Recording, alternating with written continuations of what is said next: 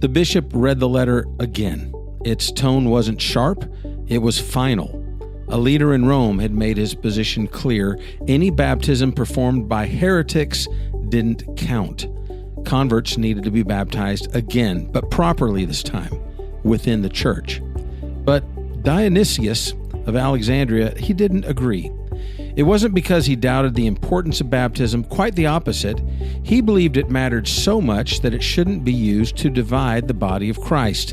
And if a believer had been baptized in the name of the Father and the Son and the Holy Spirit, even by someone outside the fold, Dionysius saw no reason to demand that they go through it again. To him, the real danger wasn't impurity, it was disunity. This wasn't theological. Persecution was tightening its grip. Christians were already scattered and frightened, and now leaders were at odds, not over core doctrine, but over practice, ritual, purity codes. And if the church kept fracturing, who would be left to stand?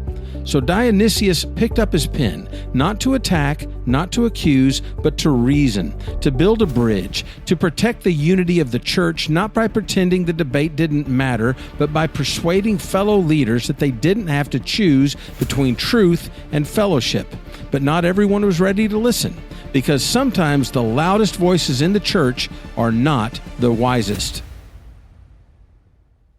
From the That's Jesus channel, welcome to Coach, where we trace church origins and church history. I'm Bob Balch, and on Mondays we stay between 0 and 500 AD. Today we open a letter, not one that you've read, probably not one you've even heard of, but this letter, written in 265 AD, helped shape how Christians think about unity, disagreement, and the meaning of baptism.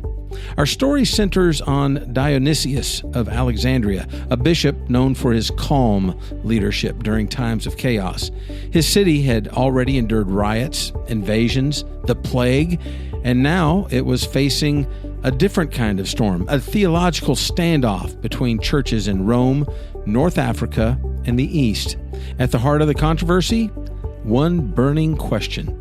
If someone had already been baptized outside the church, did it count? Some said no, only baptism by orthodox hands should be accepted, but others said yes, so long as it was done in the name of the Trinity. Dionysius believed truth mattered, but that the church's unity mattered too. And his letters, preserved in Eusebius' Ecclesiastical History, offer us a rare glimpse into how leaders in the early church tried to hold onto both. This isn't a story about compromise, it's a story about courage and conviction, and how to disagree without destroying each other. Dionysius of Alexandria wasn't the loudest voice in the early church, but in 265, he may have been the wisest. He had seen turmoil. A bishop of Alexandria during the reign of Decius and Valerian, he'd lived through persecution and exile and the deadly plague that swept through Egypt. He had watched the church grow, split, regroup, and stretch to its limits. By the time this new controversy came to his door, Dionysius had little appetite for needless division, but he never confused peacekeeping with silence. The debate came to a head with an old question: was baptism outside the church valid? Now, in North Africa, Cyprian of Carthage said no. His stance was strict. Baptisms by heretics do not count. If someone wanted to join the true church, they needed a true baptism. Full stop. That's just the way it is. But in Rome, Pope Stephen had disagreed. Even if a baptism was performed by someone outside the church, it was still valid as long as it was done in the name of the Father, Son, and Holy Spirit. Now, this wasn't a petty squabble. It affected how converts were welcomed. It impacted trust between leaders, and it raised deep questions about what made baptism effective in the first place. Now, was it the sincerity of the person baptizing? Was their membership in the church the thing that mattered? Or was it the name of Jesus? Caught in the middle was Dionysius. He received letters from both sides, and in his replies, quoted by Eusebius, he took a different path. He did not fully endorse Cyprian's hardline stance, but he also didn't blast him for it. Instead, he affirmed that while unity was essential, there could be room for different practices so long as they did not contradict the faith itself. Dionysius wrote with restraint, careful not to escalate tension. He knew that the early church was fragile and persecution was never far away. So he chose to uphold both conviction and compassion. His words showed that fidelity to truth didn't require hostility towards others. The church, he believed, could hold firm doctrine without fracturing into hostile camps. And in that moment, more than in the debate itself, Dionysius revealed what kind of bishop he truly was. Not flashy, not authoritarian, but unshakably wise. And sometimes, wisdom isn't about having the loudest voice in the room. It's about being the one who listens carefully and writes with grace. The debate wasn't just theological, it was deeply personal. Cyprian of Carthage had witnessed firsthand the chaos that erupted when persecution hit. During the Decian persecution in the 250s, which was a Roman emperor's campaign against Christians, many believers had renounced the faith under pressure. Some offered sacrifices to pagan gods, others obtained false certificates to avoid arrest. But after the danger passed, many of these same people wanted to return. Cyprian had to answer, should they be re-baptized? And that struggle shaped how he viewed purity in the church. If people denied Jesus and then came back, could they really be welcomed as they were? Wasn't baptism supposed to be a sign of a clean start? So when it came to those baptized by heretics, people who already taught false doctrine, Cyprian was resolute. The water didn't count. The act didn't count. They had to be rebaptized, and this time in the true church. Now, Rome disagreed. Pope Stephen I, he took a wider view. He insisted that the power of baptism didn't come from the person performing it. It came from Jesus. So, as long as the right form was used in the name of the Father and the Son and the Holy Spirit, the baptism was valid. Period. Stephen went so far as to threaten excommunication, exclusion from church fellowship for anyone who disagreed with them. And that's when Dionysius stepped in. From Alexandria, he wrote letters to Rome and to the churches in the East, and his tone was calm but firm. While he didn't rebuke Cyprian by name, he made it clear unity mattered, and the grace of God was not dependent on the worthiness of the minister. Dionysius considered it better to bring in rather than drive away those who were baptized in the name of the Trinity.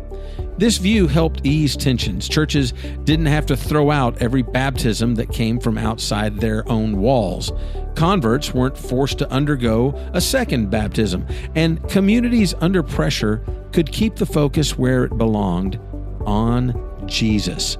Now, Dionysius didn't just prevent a fracture, he set a pattern for resolving disagreements through dialogue instead of ultimatums. And that may have been his greatest legacy, because when theology becomes a weapon, everyone loses.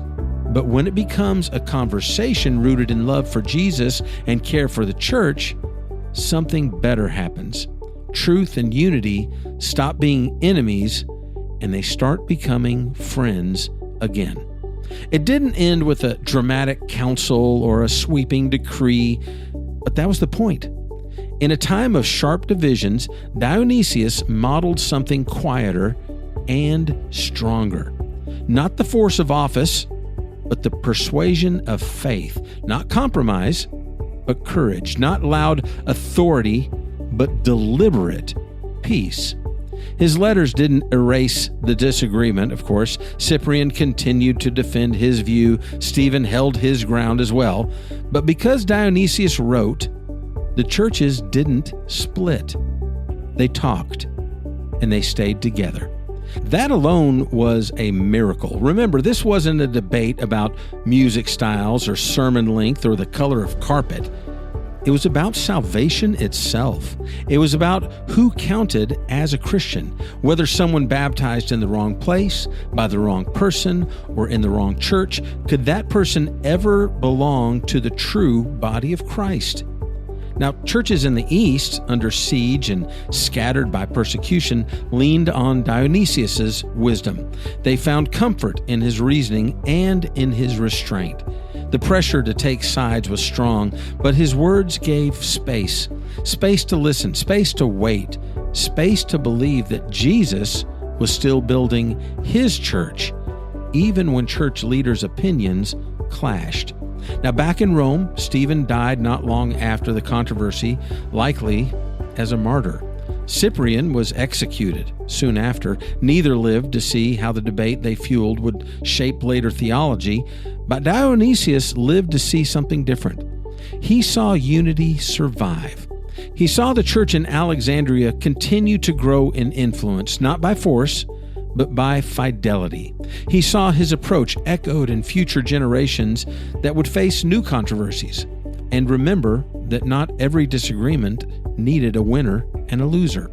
The fight over rebaptism didn't disappear. Later councils would revisit it. Eastern and Western practices would evolve in different directions.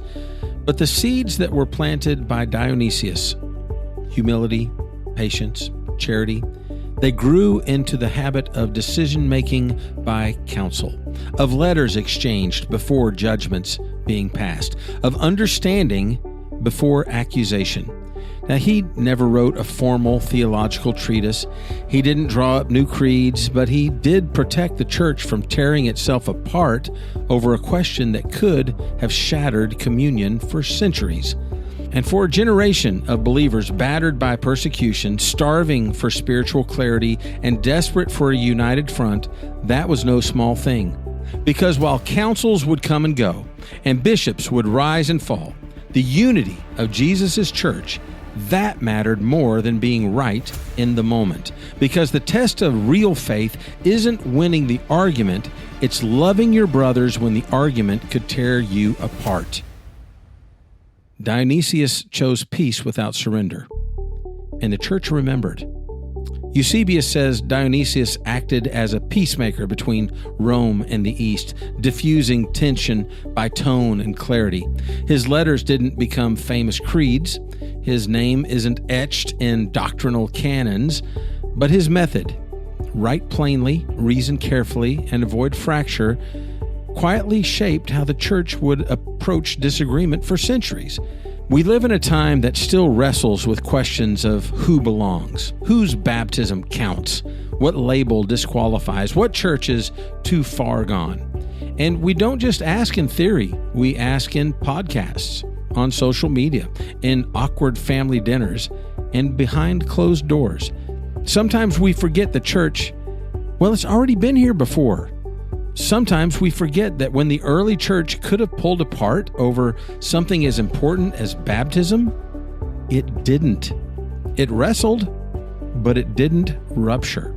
Dionysius didn't compromise the gospel. He clarified the essentials: belief in Jesus, confession of faith, and baptism into the name of the Trinity. He didn't rubber stamp heretical sects. He didn't diminish holiness. But he did distinguish between rebellion and confusion, and between wolves and wanderers. And that's something the modern church desperately needs to recover. We often react to controversy by drawing harder lines, or sometimes by simply walking away. Some elevate the secondary issues to first-tier doctrine. Others minimize sin to preserve unity at any cost. But Dionysius found another way. He called people back to Scripture, not to score points, but to preserve fellowship.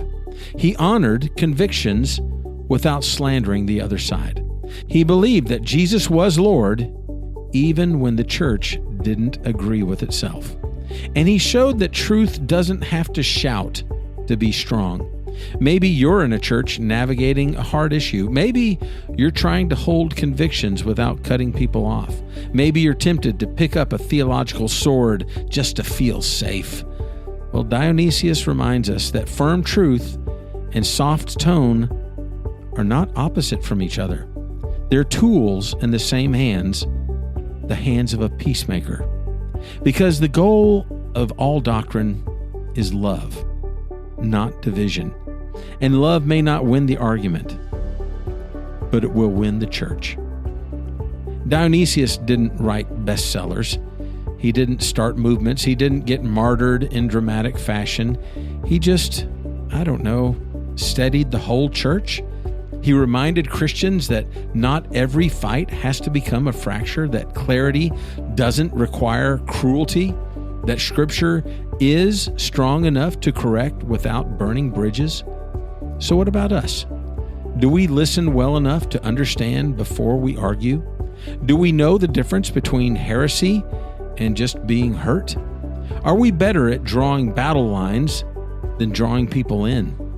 And when conflict comes, do we retreat to echo chambers where everyone agrees with us? Or do we patiently and prayerfully search the Scriptures with those we disagree with, seeking truth together, and honestly being willing to change our minds if Scripture says we need to? Sometimes the enemy of unity isn't bad doctrine, it's bad manners. Sometimes the greatest threat to faith isn't error, it's arrogance. So if you're caught in a theological controversy right now, if your church is on the edge over a difficult issue, if you're tempted to write off a whole group of Christians because of one disagreement, pause and ask, what would Dionysius do? Would he write clearly and respectfully? Would he seek the counsel of others? Would he try to hold unity without compromising the truth? The answer to all of those is, yeah, he probably would. So maybe that's what we should do too.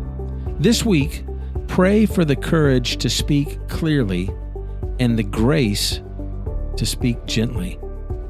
Ask God to soften your heart towards those who disagree with you and to sharpen your mind toward truth. Commit to standing on Scripture, but not standing alone. Because when we handle disagreement with humility, when we pursue unity without erasing conviction, and when we treat people as brothers and not enemies, we walk in the footsteps of those who built the church, like Dionysius. If this story of Dionysius challenged or encouraged you, would you consider sharing this episode with a friend? You never know who might need to hear it. It would really be appreciated if you went above and beyond by leaving a review on your podcast app. And don't forget to follow Coach for more episodes every week.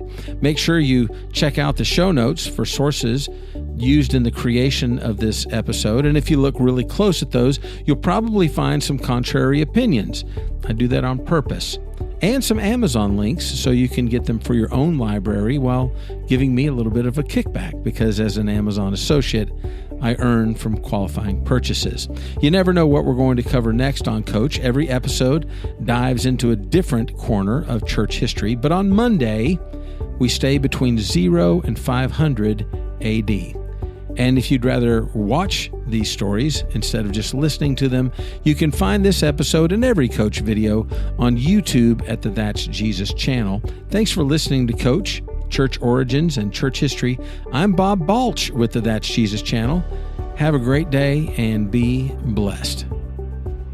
I don't think even my wife looks at these show notes.